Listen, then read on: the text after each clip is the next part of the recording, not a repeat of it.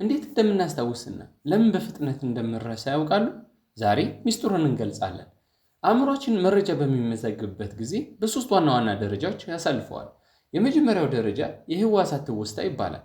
የሚያዩትና የሚሰሙትን ለጥቂት ሰከንዶች ብቻ ይይዛል። በመቀጠል የአጭር ጊዜ ትውስታ መረጃዎችን ለአጭር ደቂቃዎች ብቻ ለማስቀመጥ ይረዳናል። አስፈላጊ የሆኑ መረጃዎችን ደግሞ ወደ የረጅም ጊዜ ትውስታ ማከማቻ ይሸጋገራሉ። ግን ለመሆኑ ለምን እንረሳለን? በሳይንሱ መሰረት በአንድ ቀን ውስጥ ያጠናነው 70%ን እንረሳዋለን።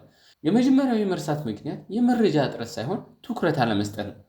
መረሳትን ለመከላከል የመጀመሪያው መንገድ በየጊዜው መከለስ ወይንም ስፒድ ሪፒቴሽን ነው። ሁለተኛው መንገድ ደግሞ ረጅም መረጃዎችን በትንንሽ ክፍሎች ከፋፍሎ ማጥናት ነው።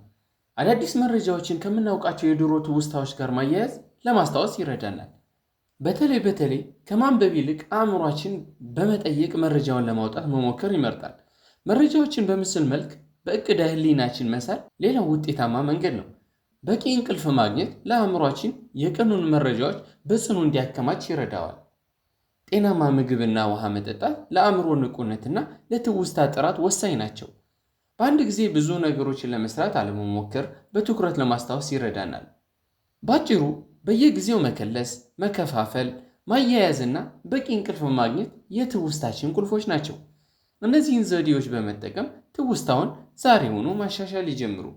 ቪዲዮውን ከወደዱት ላይክ ያድርጉት፣ ለወዳጅ ዘመዶ ያካፍሉ። ስለተከታተሉን እናመሰግናለን።